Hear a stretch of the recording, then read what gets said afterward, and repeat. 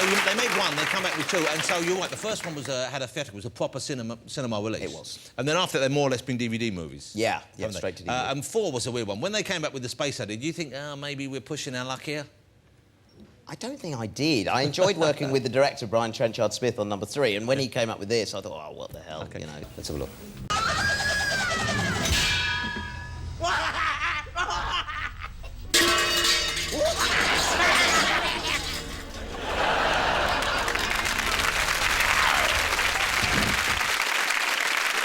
So 4 is in space. Yes. Now, and then after space, you think where they're going to go next? And where did they go next? To the Hood. They went into Hood. The Hood. OK, it's kind of a... Is it set in New York? No, it's set in LA. It's LA. LA. South Central. We actually shot in South Central LA. And there I mean, the gangs were coming by. And I was worried. I'm in green. I'm thinking, what is this colour? Yeah, but is it's it neutral. grapes? Is it bloods? It's neutral, I don't know apparently. what it is. I was OK. They would come and check me out. Warwick, I'll be honest, if you look like that, I don't think you're just walking through trying to join a gang. OK?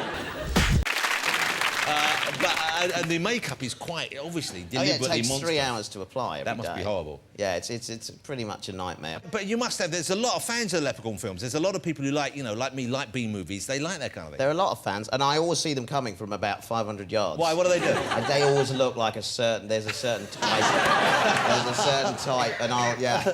Did you know I was a fan? Because when I bumped into you a while ago, before I bumped into Warwick, and immediately I wanted to go, Leprechaun! Did you? But once again, it's something you don't want to shout out when you see a little person, in case other people don't know I'm talking about the movie, you know what I'm saying? Exactly. And people get me to do the voice all the time. Create their voicemails. Would you do it? Well, after the... Would you do it? OK. What do you want me to say? I'm going to say the classic thing. OK. I want me gold.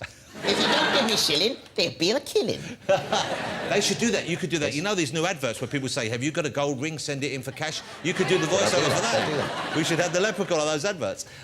Let's talk about extras because I knew you were doing these movies. And I thought I assumed you lived in LA because all your film work is over there, over in America. But you're still over here. You're still based in the UK. I still live here. I love England, okay. and so yeah. And so I guess who contacted you about extras? Was it Ricky called you, or you just got a call from the agent? No, Ricky did. I mean, this was the time the office was massive everywhere, and I hadn't done any extras at this point. And I had a phone call at home in my kitchen, and the voice said, "Hi, this is Ricky Gervais," and I went, "Oh yeah." Because I have a lot of mates who do impressions. But no, then when I said, "Oh yeah," he started laughing, and you know how Ricky Gervais laughs. Yeah, yeah.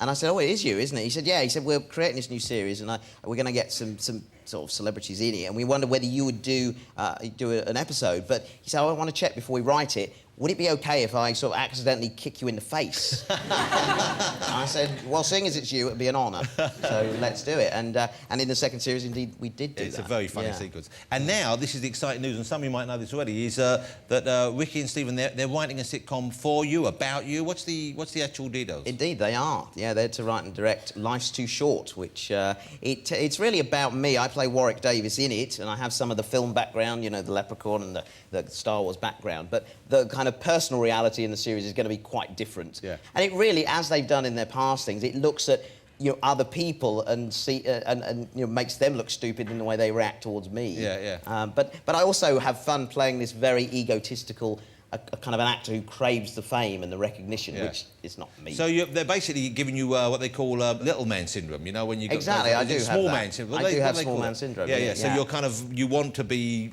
a big force, and at the same time, people are treating you badly. Exactly. No, that's right. And it's kind of like Larry David did with Curb Your Enthusiasm. Yeah, yeah. You know, he's playing himself. An exaggerated version of yourself, exactly. or just aspects of it. And it's so much fun working with those guys. Well, it must be weird as well, because Ricky is kind of like mid-height, but Stephen Merchant is one of the tallest men I've ever met.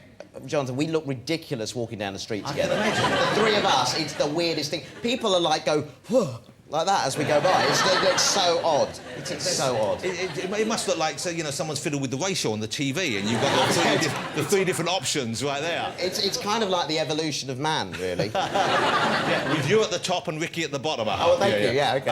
When are you going to do this? You're going to do a pilot or a whole series? What are you going to do first? We are shooting a pilot at the end of June with a view to go to series. I think I get the feeling it's going to be a hit. You can't, I mean, it's because I know you've got so many stories, so much material. They're brilliant at doing that kind of thing. I can't help but think... And are they going to be in it as well? They are. They're going to play themselves as well. So that's going to be very If there's a role in it for someone who's a big Leprechaun fan who follows you around, please do. You did get mentioned a while ago, actually. Scrapped immediately, but you did get mentioned. Have a word with Ricky. You know him, don't you? Oh, you're not going to talk now? I want to try your seat. Can I try your seat? How dare you, sir? Oh, please. You want to have a sit here? Yeah, because I've always fancied myself as a chat show host. I've got the name of the chat show. Small Talk. Hey, come on. I like the way this feels. I think this is good.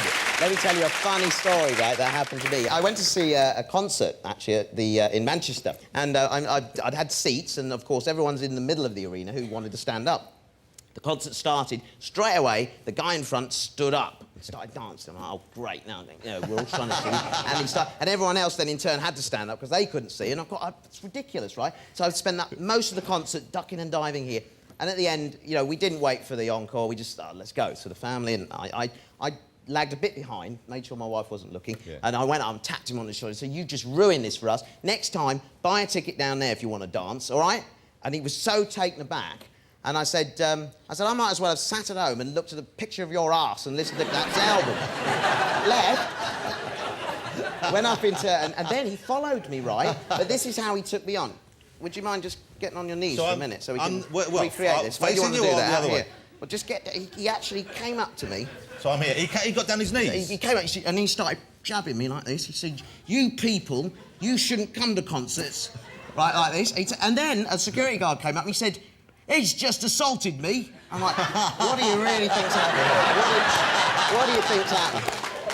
Unbelievable. Oh, well, that's a great story. You know what I like about it as well? you. You're a very similar host to me because you sit in the chair and you're meant to be asking questions, but you tell stories about yourself. So I think we're about the same. OK, before we're going to have some music in a minute. Are you going to stick around for the music? I'd love to. OK, I'm going to stand in front of you, though. You know that, don't you? Before we do that, you're how many kids have you got, Warwick? I've got 2 children. 2 children. How old are they? Annabelle is 13, Harrison's 7. Wow, well, they must be so excited seeing you in Harry Potter and seeing you in... They are excited, but... There they are. That's a lovely picture. The little fellow, so that's your son on the left there, that's in the Harrison, picture there. yeah. Wow, I'm loving his hair. It's great. I mean, it's crazy. It's like flames. Yeah, yeah. But he does that all himself. So they must be just so proud of you seeing Well, I mean, they come and visit Harry Potter and... Harrison's been born since I've been doing it. Yeah. And the Great Hall there is a bit like Dad's office. It doesn't get him excited anymore, really. Yeah, because they've seen it all, yeah. Yeah, but Annabelle, she's 13, and unfortunately, I never worked on a Sunday on a Potter movie. On her last birthday in March, I had to work on a Sunday. But what was wonderful about it, the whole Great Hall, including Alan Rickman and Maggie Smith, sang happy birthday to her. Wow, how lovely. But instead of relishing it, of course, being 13, totally embarrassed, couldn't deal with it. Oh, my God. She couldn't cope.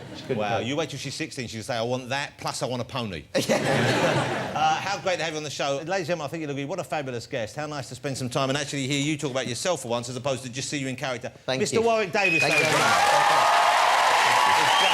Thank you very much. Thank you.